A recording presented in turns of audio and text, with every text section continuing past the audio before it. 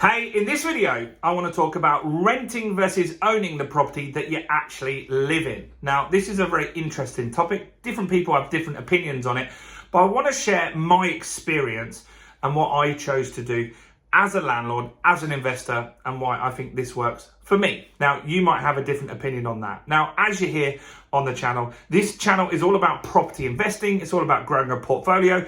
I'm building a portfolio for my two girls, Emily and Georgia. We've got them some properties already, which you can see on this channel. And I want you to join us on the journey by subscribing to the channel and hitting the bell. And while you're there, smash that like button because that helps me with the YouTube algorithm. So let's talk about owning the property you live in versus renting. Now, the reason this conversation comes up is because of Robert Kiyosaki, Rich Dad, Poor Dad. Now, a lot of people got into property investing, even business, because they read the book Rich Dad, Poor Dad. It's a great book and it's a kind of fictional book. He does talk about that, about having a rich dad and a poor dad and how he learned stuff off the rich dad that made him very, very wealthy. While his poor dad was very kind and loving, it didn't really teach him life skills that made him money. So in that book, Robert Kiyosaki talks about where you live is not an asset. And that's why a lot of people have the perception that maybe you should rent. Now, that's something that I learned off that book 20 odd years ago. I don't know how long ago, quite a while ago when I first read that book, 15 years maybe. And so it was interesting to see that opinion of Robert. And so Robert is very clear on it. He says, anything that takes money out of your pocket is a liability. For example, a car. And so if you get a car on a lease every single month, even if you own it, it's taking money out of your pocket because that asset is depreciated. Now, someone's bound to jump in the comments and say, you could have a classic car. Yes, maybe you could, but that's different. You don't drive your classic car as your daily runner. And so having a car or a house that you have to pay rent on or a mortgage on is taking money out of your pocket.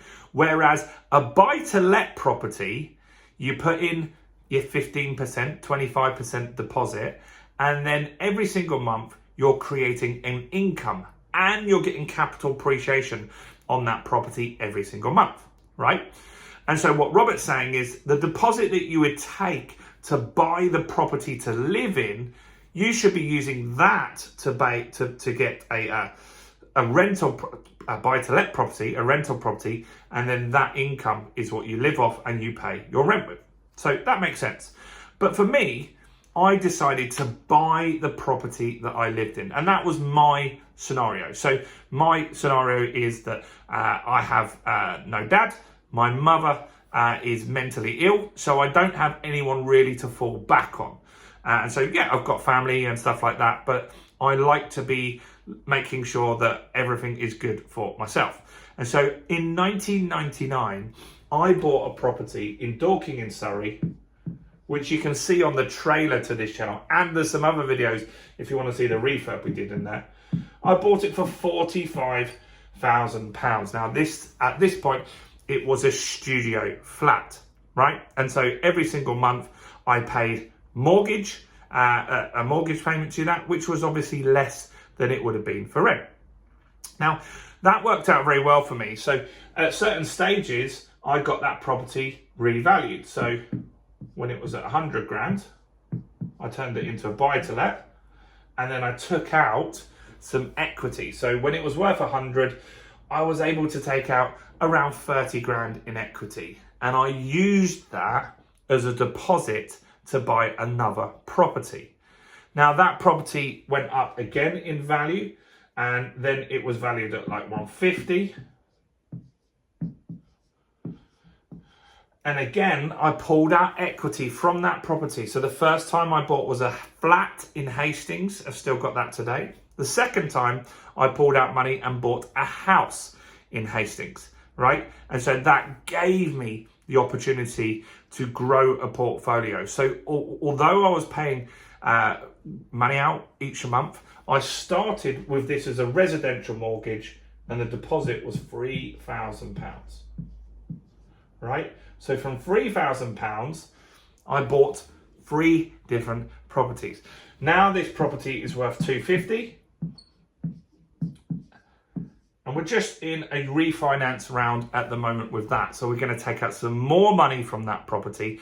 And then we're going to buy other assets. We're going to buy some properties from auctions. And we're going to use the buy, refurbish, refinance, rent strategy in order to increase the value of those. So we're going to buy below market value properties. And this is now on a buy-to-let on more than £1,000 a month.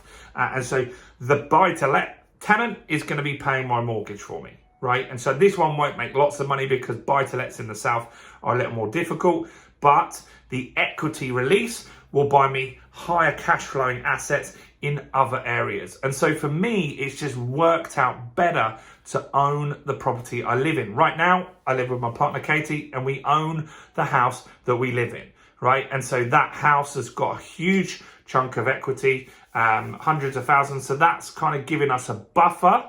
And so we've got that opportunity to keep our costs low.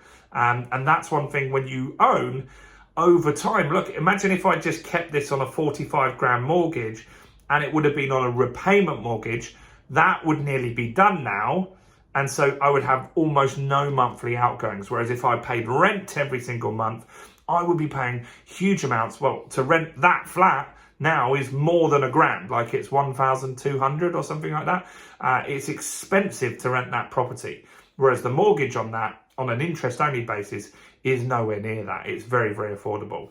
And so that's why I feel, and it's different for different people. Some of you might rent the place that you live in, and that's fine too, right?